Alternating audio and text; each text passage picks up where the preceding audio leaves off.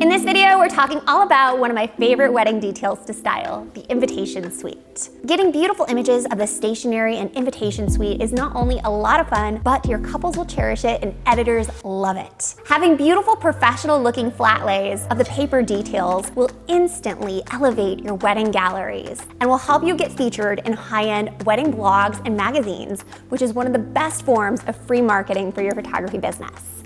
So if you're wanting to improve your craft, get more bookings, and have a lot of fun while doing it, let's dive in. If you're new to my channel, I'm Nicole, and I share photography tutorials, tips, and business and marketing strategy videos to help you improve your craft while building your own fun, vibrant, and wildly profitable empire. Check out my other videos if you're looking to build the photography business of your dreams. This video is part of a series on shooting and styling flat lay images. In the last video, we talked about the 5 essential steps for every great flat lay, including how to select your props, finding the best light, choosing an awesome background, and the basic essentials for putting together a great flat lay image. If you haven't seen that video yet, I definitely recommend checking it out after this one. The same exact concepts apply when photographing the invitation suite, and in this video, we're gonna be taking a little bit deeper on the styling side of things and styling out 3 different invitation suites together. I wanna give a big shout out to my favorite invitation designer, She Papery, for giving us these beautiful invitations to play with today. So let's get started with invitation number 1. I chose this backdrop because I really loved the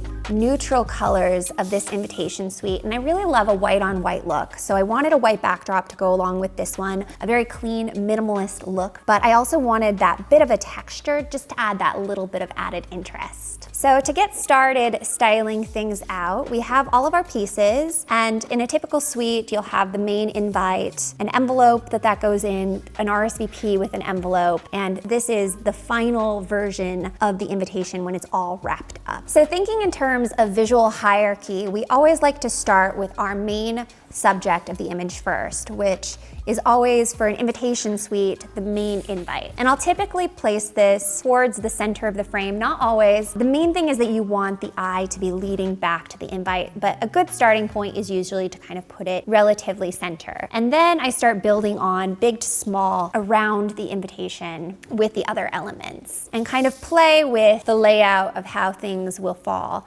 thinking of it in terms of having a nice flow. And so this just takes a little bit of playing to see how things will best overlap. And I'll play usually with moving things around a few different ways until I finally decide what I like best. And I actually like this even better.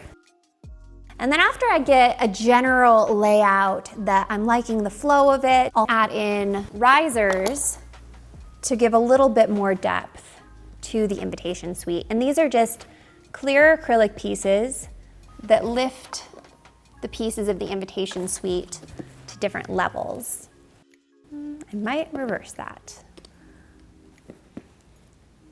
I'm gonna tuck these 2 into each other. And so when overlapping pieces, you wanna be sure to be very intentional about it. If I were to have it like that, it wouldn't look quite intentional, so you wanna overlap intentionally when you're overlapping. And then for the rest of the pieces, you want to make sure all the lines are nice and even. So I'm liking that. So I'll usually start with my paper goods, and then I'll start adding in other elements. So we're working, again, visual hierarchy is big to small. For kind of a minimalist look, I really love these little ring dishes. And just fill in like those 2 little gaps right there. And I'll often see how things look, and then oftentimes I'll play with like just taking away one element. And I actually think this is too much. I really love elements of 3. And right here, I love that this, along with the wax seal, creates 3 circles. And it just really guides your eye through the frame, coming from the invite, down, around, up, and then back to the invitation. So I'm actually really loving the flow of this image. The final step is just to finish it off with little finishing touches. And I love that this kind of plays off of the calligraphy on the wedding envelope. And I'll probably even lighten up the scissors just a tad in post to have that same gray.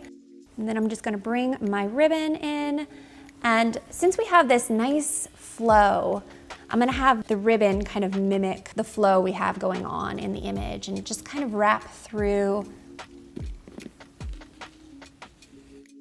And the last little element I wanna add in is just these little vintage stamps. I get all my vintage stamps from the Postage House on Etsy because I just love her little curated collection of stamps. And I love this set right here, just to add that little extra touch. And then I usually just take a photo from above with my iPhone before taking the final image, just to make sure all my line work is straight, but this looks pretty good to me. So this is our first invitation suite.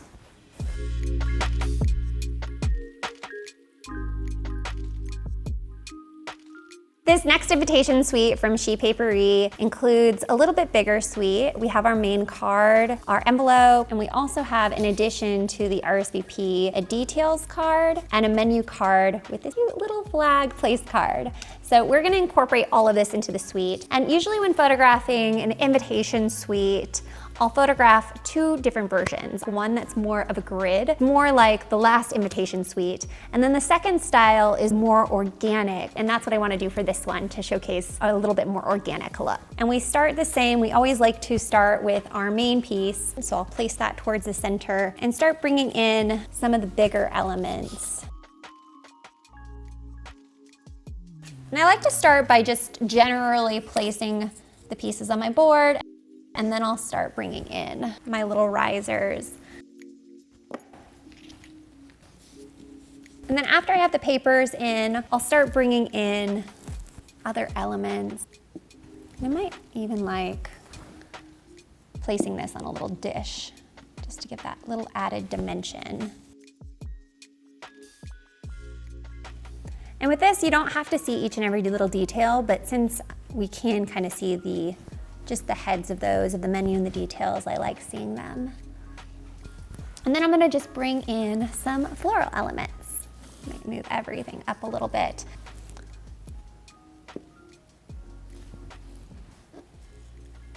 And for the floral, I just want it kind of framing the invitation suite.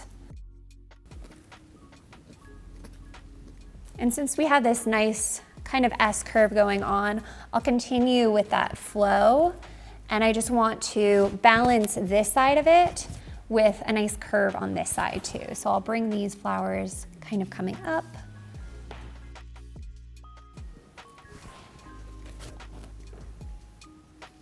And just a few little finishing touches.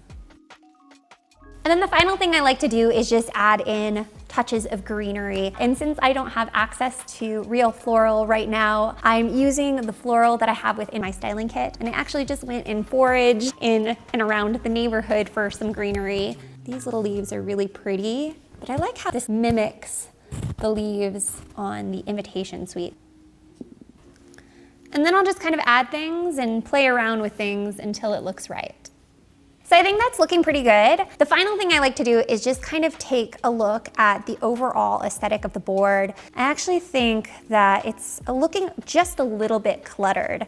So I might take away just this little ring dish right here to clean it up a little bit and give it a little bit of breathing room and white space. And I might even flip the top of this mist box. I can put that ring up there. And that just brings all of the attention back to the middle while still having this really beautiful framing of it. A really nice S curve that leads your eyes through the frame of the photo while being nice and organic.